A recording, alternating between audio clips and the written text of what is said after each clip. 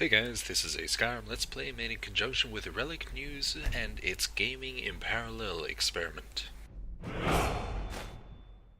So how does this work? Well, I take character concepts that you guys post on the forums and then I play them as closely as I can to your description. There's one life only, so I only get one attempt at this. Anytime I die, that's it, I start over again. At certain milestones I'll stop and I'll ask where people want me to take the character. This being at the end of every episode, of course. My first character concept goes as follows. I challenge Openblue to play a politically incorrect redguard named Tyrone.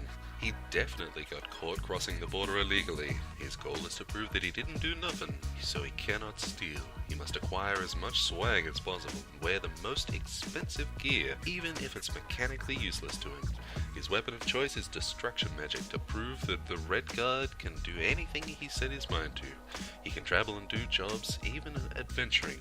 If such a mod exists that lets you buy low and sell high, his income of choice is trade. He wins the game by having the most expensive house in the game with every kind of jewel, soul gem, etc. on display. One more thing, you must eat everything that's edible to you find. Yes, even alchemical ingredients like giant's toes the moment you find it, and you can't ignore anything you find while looting because you gotta respect what Mama said. Never waste food. So that's it.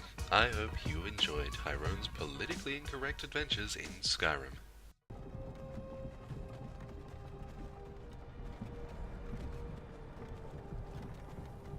Tyrone awakes to find himself tied up in the back of a wagon with 3 other white dudes. He muses to himself that the last time he found himself in this situation it was back in the Imperial City after a particularly rowdy game of gladiatorial combat, and the looting that followed after his team didn't win.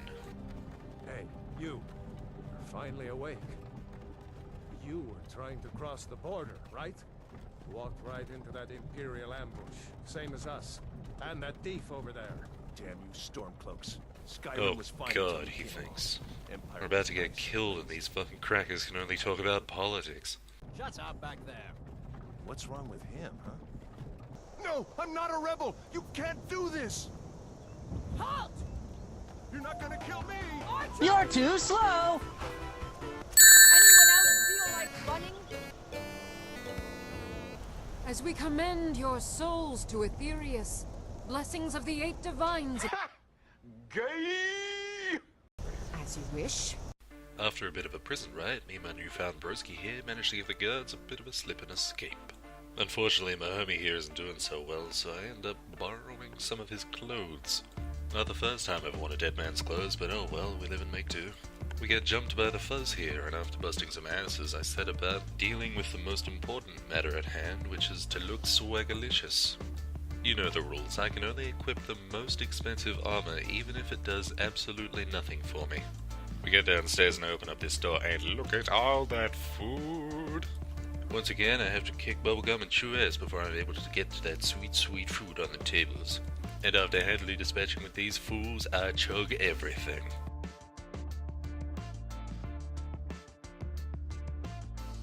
We meet up with some other homie G's and they seem to be doing pretty well for themselves.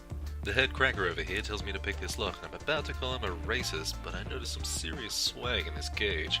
As a disciple of destruction magic, I'm overjoyed to find a bit of bazap to add to my arsenal, and out of character, I'm very relieved to find that the mage armor is more swagalicious than my current shit.